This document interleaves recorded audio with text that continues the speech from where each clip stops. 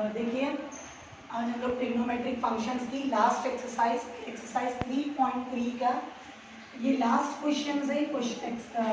Question number 3 वो solve करने वाले हैं।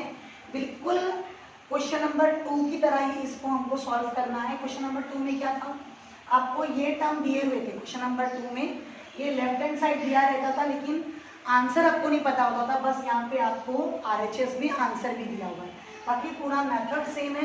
तो आप इसको जल्दी कर लेंगे, यानी पूरी एक्सरसाइज 3.3 पूरी एक्सरसाइज क्वेश्चन नंबर 1, 2, 3 सारे एक ही मेथड पे हैं। तो हम लोग इसको सॉल्व कर लेते हैं बिल्कुल अपने क्वेश्चन नंबर 1 के मेथड की तरह। Let sine inverse of 1/√2 is equal to x। इसको मैंने x ले लिया है, तो अब ये क्या आ जाएगा, therefore sin x is 1/√2।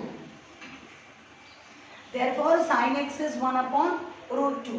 sin x को 1/√2 ले लिया, तो आपको पता है साइन के कौन से एंगल का आंसर 1/√2 आने वाला है, साइन का 45। तो ये आ गया मेरा sin π/4। अब हम लोग क्या लिखेंगे, किस तरह से लिखते थे क्वेश्चन नंबर 1 में हम लोग, the principal value branch of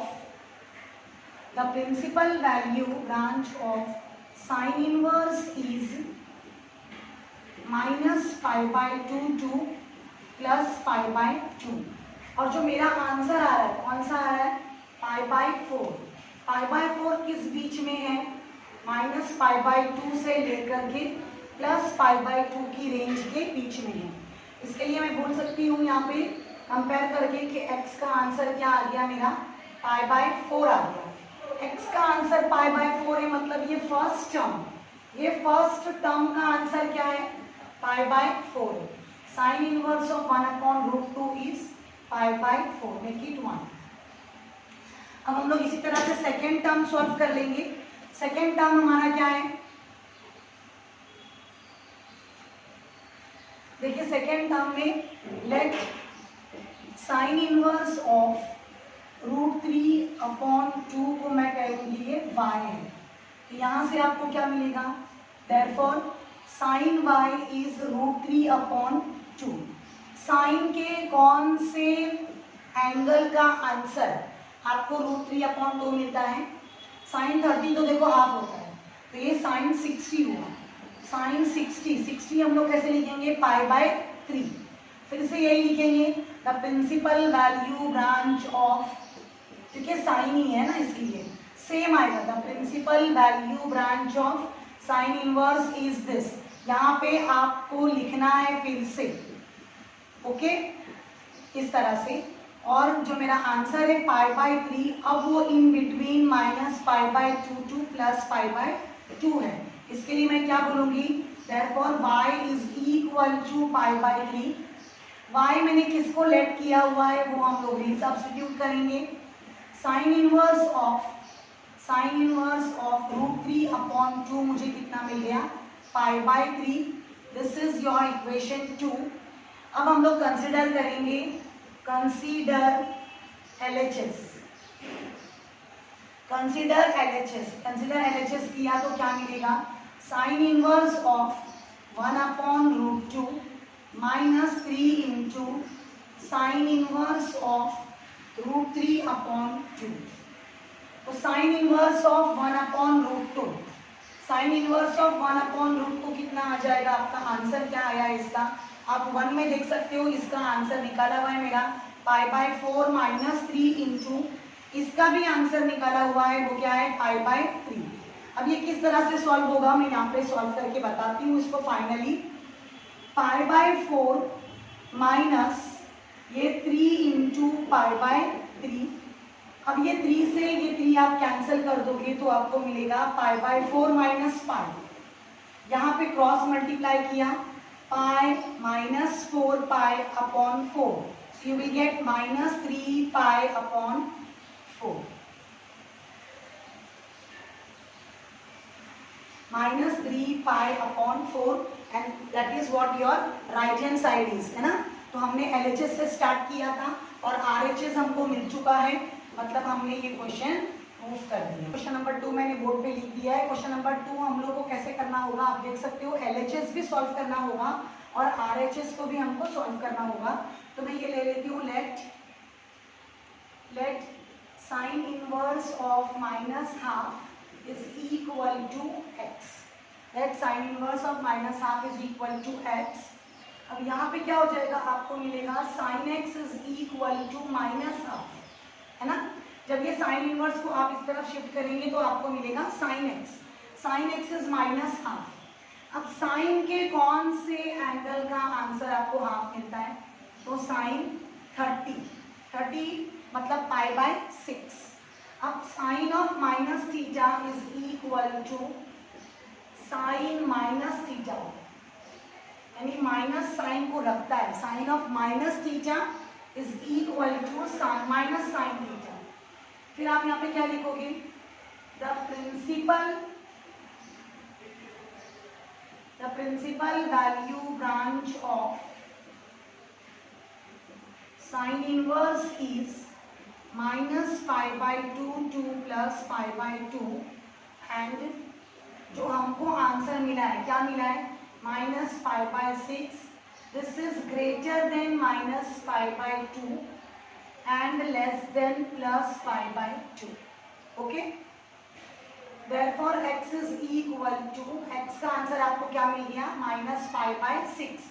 सो आपने x को क्या लेट किया था, क्या सपोज किया था, वो दोबारा रख देंगे। Sine inverse of minus half is equal to minus pi by 6। This is 1। Okay, अब सेकेंड टर्म हम लोग ले लेते हैं। सेकेंड टर्म में क्या है, cos inverse. Let cos inverse of minus root 3 by 2 is equal to y। इसको मैंने y सपोज कर लिया। Therefore cos y is equal to, मुझे क्या मिलेगा, माइनस रूट 3 by 2। cos के कौन से एंगल का आंसर रूट 3 by 2 होता है, तो cos 30 का आंसर होता है 30 मतलब पाई बाय 6। साइन 30 cos 60 के बराबर होता है और cos 60 साइन 30 के बराबर होता है। लेकिन हमारा cos का जो रेंज है, जो principal value branch of cos है, उसमें नेगेटिव आंसर आने की कोई चांस नहीं है। तो हम लोग ये नेगेटिव को चेंज करने की कोशिश करेंगे। उसके लिए मैं क्या करूँगी, अलाइड एंगल यूज करूँगी। 4 क्वाड्रेंट में हम जाते थे, माइनस को चेंज करते थे, प्लस करते थे। तो पहली बार आपको कॉस नेगेटिव किस में मिलता था, सेकेंड क्वाड्रेंट में। देखो यहाँ बताना, ये मेरा पाई है, ये सेकेंड क्वाड्रेंट में आपको फर्स्ट टाइम कॉस नेगेटिव मिलता था।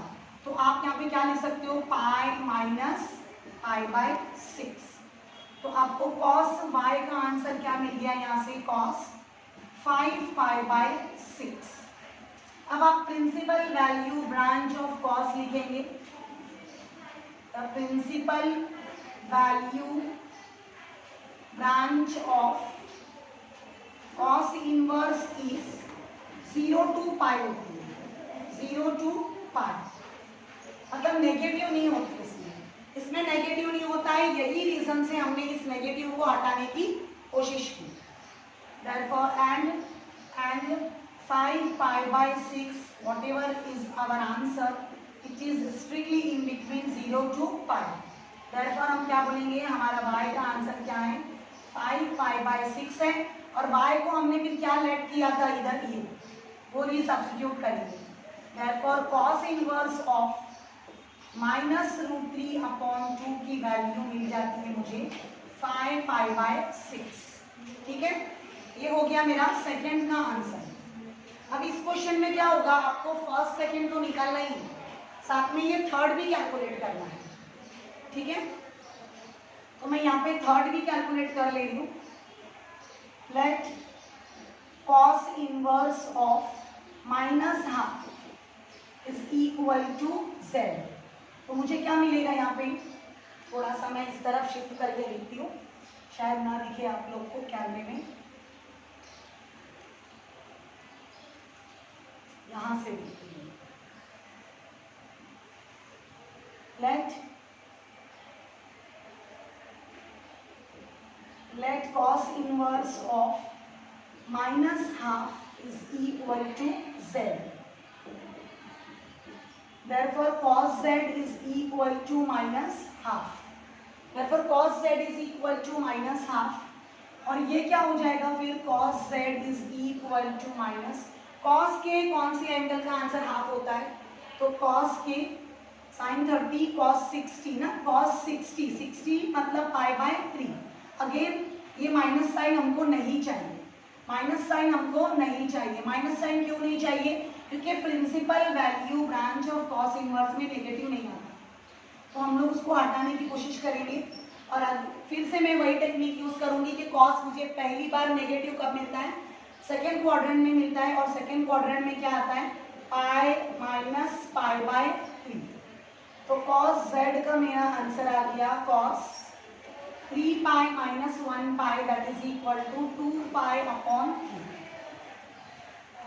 यहाँ पे आपको फिर से लिखना है यही line, the principal value branch of cos inverse is 0 to pi and 2 pi by 3 is greater than 0 less than pi. Therefore z का आंसर आ रहा है 2 pi by 3. This is your third equation. Now consider LHS. अब मैं LHS consider करती हूँ इधर, यहाँ से और इस तरफ थोड़ा सा आ जाएगा ये, ठीक है. Consider LHS. ये मैंने LHS कंसीडर किया. LHS में क्या है मेरे पास, sine inverse of minus half plus cos inverse of minus √3 by 2. इसका आंसर क्या है आपका, इसका आंसर है आपका minus pi by 6 plus 5 pi by 6.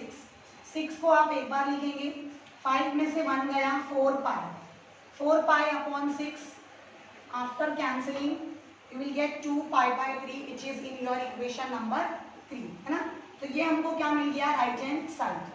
so from this we can conclude that this 2 pi by 3 is equal to cos inverse of minus half. तो यहाँ पे ये क्वेश्चन नंबर 2, क्वेश्चन नंबर 3 ये कुछ अलग से क्वेश्चन है. ये आपको कैसे पता चलेगा कि ये क्वेश्चन उस टाइप का नहीं है.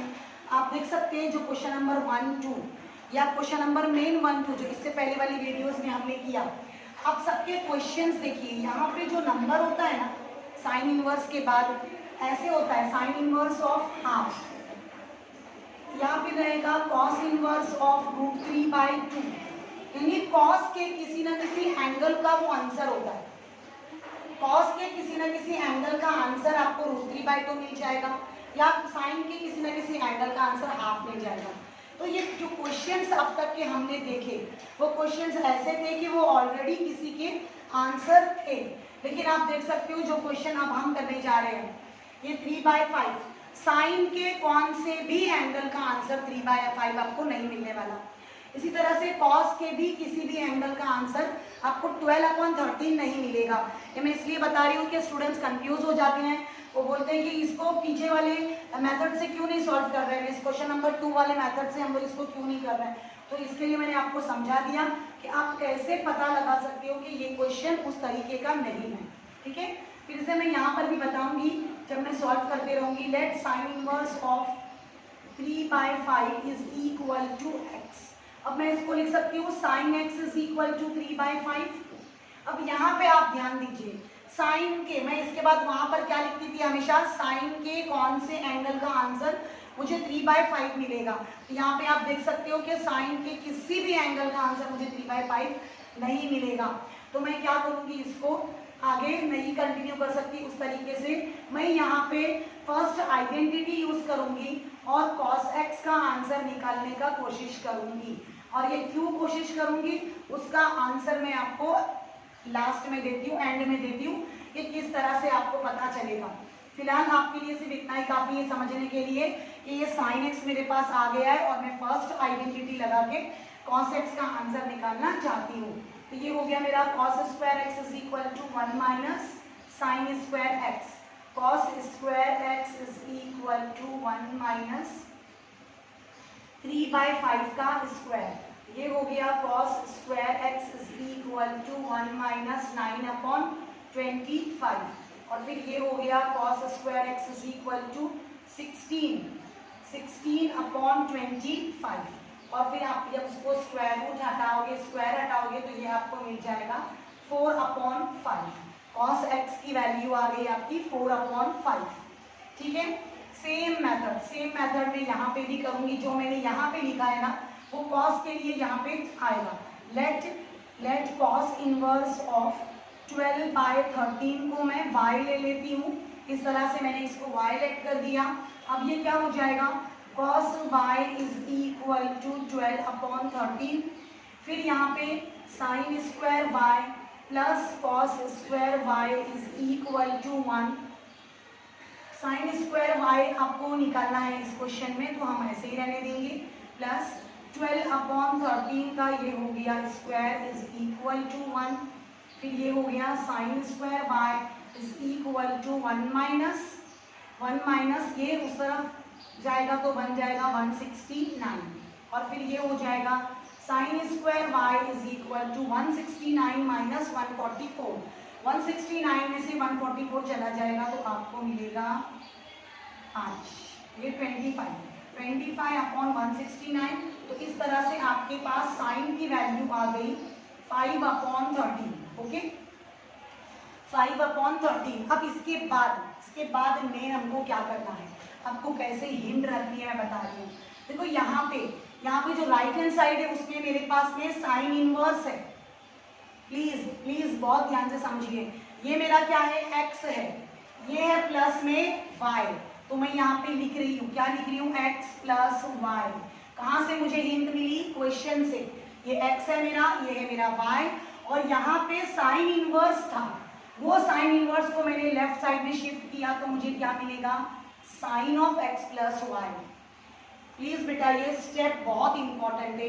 स्टूडेंट्स एग्जाम में गेस नहीं कर पाते कि कौन सा फॉर्मूला लगाना है, हालांकि क्वेश्चन में ही आपके पास हिंट है। इसको आपने x माना हुआ है, इसको y लिया हुआ है। जब आप साइन इनवर्स को शिफ्ट करेंगे तो क्या मिलेगा आपको,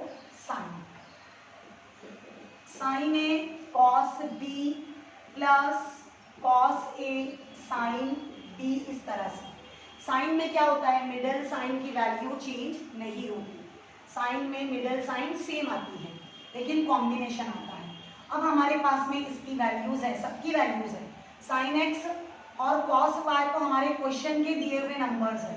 ये देखिए पहली स्टेप है ना, sine x is 3/5, cos y is 12 upon 13, तो ये दोनों मैंने यहाँ पे रख दिया। प्लस कॉस एक्स मेरा दोनों लास्ट में है अभी 4 अपॉन 5, और साइन वाई मेरा इधर है, ये क्या आ गया 5 अपॉन 13। अब ये आप ले लेंगे 36 अपॉन 65 प्लस 20 अपॉन 65। अब ये 65 को मैं एक बार लिखूंगी, 36 प्लस 20 किया तो आपको क्या मिलेगा 56। अब ये किसका आंसर है, देखो यहाँ पे लिखती हूँ, ये दोनों को ऐड किया तो आपको मिला 56 अपॉन 65। यानी मैं लिख सकती हूँ कि मैंने sine of x plus y calculate किया तो मुझे मिला 56 अपॉन 65। अब मैं ये x प्लस वाई को इधर ही रहने दे रही हूँ, साइन को उधर शिफ्ट किया तो साइन इनवर्स आ गया।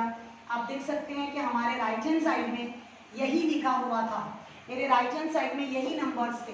अब हम x की जगह शिफ्ट करेंगे, x की जगह क्या लेंगे, x की जगह में x को जो मैंने लेट किया था क्वेश्चन में, x मैंने क्या लिया हुआ है, sine inverse of 3/5 plus y मैंने क्या लिया हुआ है, cos inverse of 12 upon 13 is equal to sine inverse of 56 upon 65। इस तरह से तो ये क्या हो गया मेरा question number 3, LHS is equal to RHS prove हो गया। बोर्ड एग्जाम का काफी इंपॉर्टेंट क्वेश्चन है ये। इस तरह का एक ही क्वेश्चन है और एक एग्जाम्पल में सॉल्व है। मेरी स्टूडेंट से ये रिक्वेस्ट है कि बेटा आप ये क्वेश्चन करें और उसके बाद एग्जाम्पल का आप सॉल्व एग्जाम्पल्स का लास्ट क्वेश्चन भी इसके साथ ही में करें, तो आपको दोनों क्वेश्चन का मेथड बिल्कुल अच्छे से समझ में आ जाएगा। क्वेश्चन नंबर 4 में आपको कौन सा फॉर्मूला अप्लाई करना है, ये यहाँ पे आपको राइट हैंड साइड पे जब आप देखेंगे 5/2 है तो वो आपको हिंट देगा। हम लोग ये फॉर्मूला यूज करने वाले हैं, sine inverse of x plus cos inverse of x is equal to 5/2। सारे साइन इनवर्स और कॉस इनवर्स की प्रॉपर्टीज के थियरम्स के प्रूफ, प्रॉपर्टीज के प्रूफ इस साल के बच्चों के लिए नहीं है, तो इसलिए मैंने आपको प्रॉपर्टीज के प्रूफ नहीं बताए हैं, लेकिन ये वाली प्रॉपर्टी हम लोग यहाँ पे यूज करेंगे।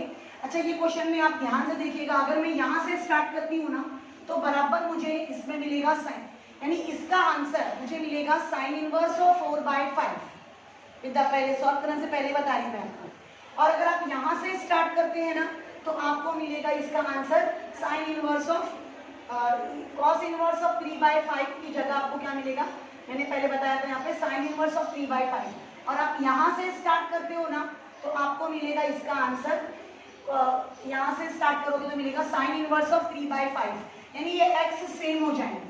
ये प्रॉपर्टी ऐसे यूज होगी कि ये दोनों x जो अभी आपको यहाँ पे अलग दिख रहे हैं ना वो सेम हो जाएंगे, और एक कॉस इनवर्स, कोई भी एक कॉस इनवर्स चेंज होकर साइन इनवर्स भी बन जाएगा, ताकि ये पूरी तरह से ये प्रॉपर्टी अप्लाई होने के लिए रेडी हो जाए। तो आप दोनों में से कोई भी ले सकते हैं, मैं फिलहाल ये लेती हूँ, सेकेंड वाला लेती हूँ, क्योंकि मोस्ट ऑफ द टाइम बच्चे लोग समझते हैं कि यही लिया तो ही आंसर आएगा, तो बताने के लिए कि आप कहीं से भी स्टार्ट करेंगे तो आपका आंसर सेम आएगा। Cos inverse of 4/5 is equal to x लिया है मैंने, ये हो गया कॉस एक्स मेरा 4/5। कॉस एक्स का आंसर 4/5 आने के बाद में आप इसको पहले क्वेश्चन नंबर 1 के मेथड से सोचेंगे तो कॉस के कोई भी एंगल का आंसर 4/5 नहीं होता, कॉस के कोई भी एंगल का आंसर 4/5 नहीं होता, इसलिए आप क्या बोलोगे यहाँ पे साइन, फर्स्ट आइडेंटिटी यूज करके साइन एक्स निकालोगे। अब ये मैंने फर्स्ट आइडेंटिटी ऐसे ही लिख दी है क्योंकि बहुत सारे बच्चों को डायरेक्ट भी समझ में नहीं आती है, तो जिनको समझ में नहीं आती है उनको ध्यान में रखते हुए मैंने ये क्वेश्चन लिखा है।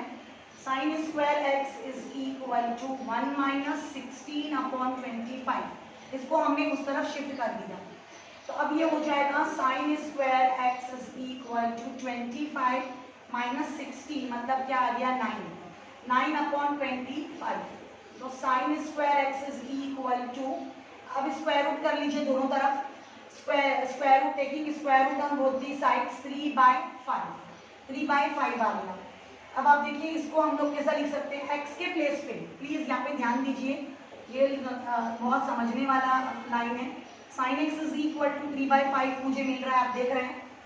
अब मैं क्या करूंगी, x को वैसे ही रखूंगी, x इज इक्वल टू क्या मिला मुझे, साइन इनवर्स ऑफ 3/5। ये x को मैंने ऐसे ही रखा, साइन को उधर शिफ्ट कर दिया, साइन इनवर्स मिल गया।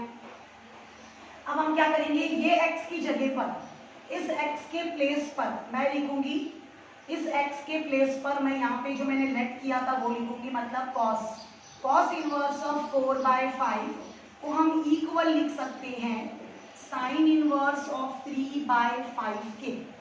cos इनवर्स ऑफ 4/5 को हम लिख सकते हैं equal to sine inverse of 3/5। ये कहाँ से आया, ये ऐसे ही कॉपी किया है, और ये x की वैल्यू यहाँ से लिखी है इधर, ठीक है। अब ये हम लोग इसको कंसिडरिंग 1 कर देते हैं, और मैं अभी अपना LHS लेती हूँ, consider LHS from the question. तो ये हो जाएगा मेरा cos inverse of 3/5 plus cos inverse of 4/5।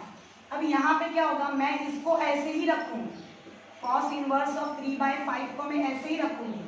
देखो ये cos इनवर्स ऑफ 4/5 मेरा किसके इक्वल आ रहा है, साइन इनवर्स ऑफ 3/5 के इक्वल आ रहा है। क्यों, यूजिंग 1 किया है मैंने इधर, यूजिंग 1। तो ये दोनों मिला के मेरा ये देखिए, आप देख सकते हैं कि ये फॉर्मूला रेडी है अभी, sine inverse x plus cos inverse x is equal to π/2। तो इसका आंसर आ गया मेरा π/2, ठीक है। आपको ये रिजल्ट, ये प्रॉपर्टी यहाँ पे मेंशन करनी है, since sine inverse x plus cos inverse x is equal to π/2। तो यहाँ पे मेरा राइट हैंड साइड आ गया RHS। आगे हम लोग नेक्स्ट 2 क्वेश्चंस देख लेते हैं, 5 और 6, जो कि दोनों भी सेम फॉर्मूले पर बेस्ड है। तो मैं फॉर्मूला आपको बता दूंगी, tan inverse of half plus tan inverse of 1/3 equal to π/4, ऐसा हमको प्रूफ करना है। तो हम लोग हमारा फॉर्मूला कौन सा यूज करने वाले हैं, फॉर्मूला मैं इधर लिख देती हूँ, tan inverse of x plus tan inverse of y is equal to tan inverse of x plus y upon 1 minus x into y. इस तरह का ये tan इनवर्स में लिखा हुआ फॉर्मूला है। इस तरह का tan का फॉर्मूला भी, tan of a plus b का फॉर्मूला भी आपने 11th स्टैंडर्ड में स्टडी किया हुआ है। तो फिलहाल ये इनवर्स ट्रिग्नोमेट्रिक फंक्शंस के फॉर्मूले हैं, इसके प्रॉपर्टीज के प्रूफ आपको इस साल नहीं है। आप ये फॉर्मूला लर्न करने की कोशिश करें। और आप देख सकते हैं कि यहाँ पे लेफ्ट हैंड साइड बिल्कुल इस फॉर्मूले पर ही बेस्ड है। तो मैं एक मरतबा अपना फॉर्मूला ज़रूर आंसर में लिखूंगी यूजिंग, आप लिखेंगे फॉर्मूला ज़रूर मेंशन करेंगे, मोस्ट ऑफ द टाइम उसको मार्क्स होता है। Using tan inverse of x plus tan inverse of y is equal to tan inverse of x plus y upon 1 minus x into y. अब हमारे question में x की जगह पे क्या है, हाफ है, y के प्लेस पे क्या है, 1/3 है, 1/3 है। तो हम लोग यहाँ पे लिख देंगे therefore ये क्या हो जाएगा मेरा tan इनवर्स ऑफ x की जगह लिखने वाली हूँ मैं न्यूमरेटर में हाफ, y की जगह पे 1/3, 1 माइनस 1/2 इंटू 1/3, इस तरह से। ये मैंने क्या लिखा है, राइट हैंड साइड लिखा हुआ है x plus y upon 1 minus x into y. और फिर इसको हम लोग सॉल्व करने की कोशिश करेंगे। ये कैसे होगा, न्यूमरेटर किस तरह से सॉल्व होगा, क्रॉस मल्टीप्लीकेशन से। 3 प्लस 2 5, 5/6 और ये डिनोमिनेटर हो जाएगा 1 माइनस 1/6। इसको और आगे सॉल्व किया तो ये आपको मिलेगा 5/6 न्यूमरेटर में, और डिनोमिनेटर में भी क्या हो जाएगा, क्रॉस मल्टीप्लाई करने के बाद ये 6 इधर जाएगा, 6 1 जा 6, 6 माइनस 1 5, और ये आपको मिल गया 5/6 इस तरह से। अब आपको मालूम है tan इनवर्स ऑफ 1, ये आपको आ गया answer tan inverse of 1। tan inverse of 1 यानी tan के कौन से एंगल का आंसर आपको 1 मिलता है। तो tan के आपको, या फिर आप ऐसे बोल सकते हो कि 1 को आप हटाकर यहाँ पे tan π/4 लिख सकते हो, क्योंकि tan π/4 की वैल्यू 1 होती है। अब ये tan इनवर्स से ये tan से कैंसिल कर लिया तो आपको आंसर क्या मिलेगा, π/4, जो कि आपको राइट हैंड साइड में इधर रिक्वायर था। ठीक है, आप इस तरह से इसको कर सकते हैं। काफी इजी क्वेश्चन था। क्वेश्चन नंबर 6 भी देख लीजिए। जो फॉर्मूला मैं यूज करने वाली हूँ वो मैं लिख चुकी हूँ। मैं यहाँ पे LHS कंसिडर करती हूँ। आप एक मरतबा फॉर्मूला आंसर में जरूर लिखेंगे। ये क्या है, 2 times tan inverse of 1/3, 2 times tan inverse of 1/3। जिस तरह हम लोग 2x को कैसे लिखते हैं, x प्लस x को 2 बार लिख के दिखाते हैं ना, उस तरह मैं यहाँ पे 2 टाइम्स ये लिखा हुआ है ना, तो इस फंक्शन को 2 बार लिखूंगी, tan inverse of 1/3 plus tan inverse of 1/3। अब देख सकते हो कि ये जो इस तरह से लिखने के बाद मेरा लेफ्ट हैंड साइड इस फॉर्मूले के ऊपर बेस्ड है, tan inverse of x plus tan inverse of y है। ये उसमें x की वैल्यू, सॉरी ये x की वैल्यू है, ये y की वैल्यू है। तो मैं अभी राइट हैंड साइड लिखूंगी, this is equal to tan inverse of x plus y upon 1 minus, ये हो गया x और ये हो गया y, tan inverse of 1/3 plus 1/3 क्या आ जाएगा, 2/3। फिर ये 1 माइनस 1 1 जा 1, 3 3 जा 9। ये आपको क्या मिलेगा, tan inverse of 2/3 divide by, ये डिवीजन जो है ना उसको मैं इस तरह से लिख ली, और यहाँ पे क्रॉस मल्टीप्लाई करती हूँ तो ये कितना हो जाएगा, 9 1 जा 9, 9 में से 1 गया 8/9। So this is equal to tan inverse of 2/3 into 9/8। यहाँ पे सॉल्व कर लेती हूँ आगे। This is equal to tan inverse of, जहाँ तक कैंसिल होता है आप कैंसिल करने का कोशिश करें, 3 1 जा 3, 3 3 जा 9, 2 1 जा 2, 2 4 जा 8। तो आपको क्या मिल गया, tan inverse of 3/4 which is your right hand side।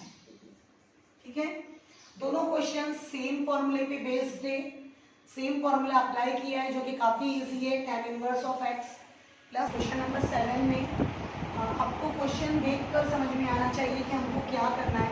तो ये ब्रैकेट देखकर फर्स्ट गेसिंग में ये कर सकती हूँ कि यहाँ पे cos थीटा से डिवाइड करूँगी बोथ न्यूमरेटर और डिनोमिनेटर में। देखते हैं आगे क्या बनता है ये। तो divide both numerator and denominator